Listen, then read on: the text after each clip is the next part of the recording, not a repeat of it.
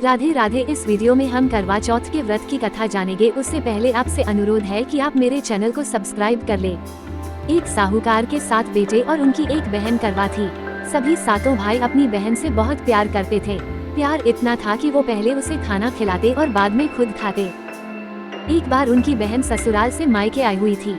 शाम को भाई जब अपना व्यापार व्यवसाय बंद कर घर आए तो देखा उनकी बहन बहुत व्याकुल थी। सभी भाई खाना खाने बैठे और अपनी बहन से भी खाने का आग्रह करने लगे, लेकिन बहन ने बताया कि उसका आज करवा चौथ का निर्जल व्रत है और वो खाना सिर्फ चंद्रमा को देखकर उसे अर्घ्य देकर ही खा सकती है। चूंकि चंद्रमा अभी तक नहीं निकला है, इसलिए वो भूख प्यास से व्याकुल हो उठी है।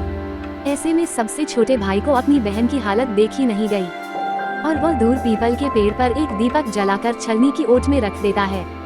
दूर से देखने पर वो ऐसा लगता है कि जैसे चतुर्थी का चांद हो। भाई अपनी बहन को बताता है कि चांद निकल आया है, तुम उसे अर्घ्य देने के बाद भोजन कर सकती हो।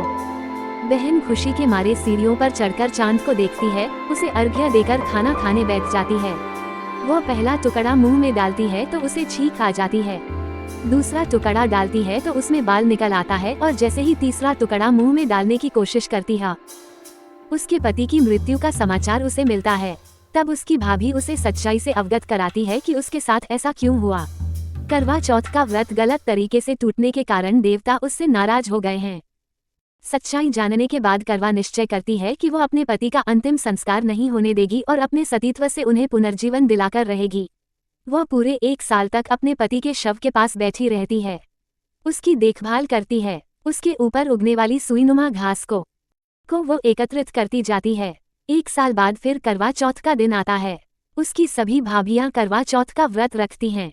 जब भाभियां उससे आशीर्वाद लेने आती हैं तो वो प्रत्येक भाभी से यम सुई ले लो, पिय सुई दे दो, मुझे भी अपनी जैसी सुहागिन बना दो, ऐसा आग्रह करती है। लेकिन हर बार भाभी उसे अगली भाभी से आग्रह करने का कहकर चली जाती है।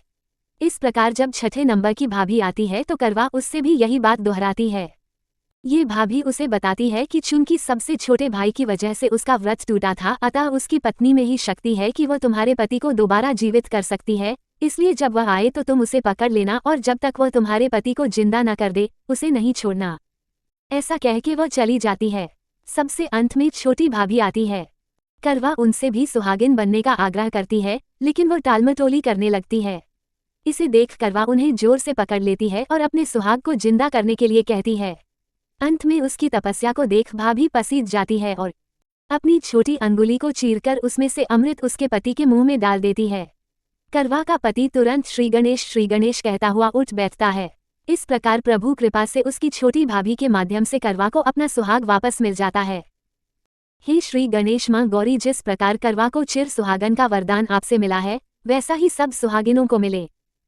आप सभी को करवा चौथ की बहुत बहुत शुभकामनाएं। अगर आपको हमारा वीडियो पसंद आया तो कृपया इसे लाइक करें और अपने दोस्तों और परिवार के साथ शेयर करें। Thanks for watching.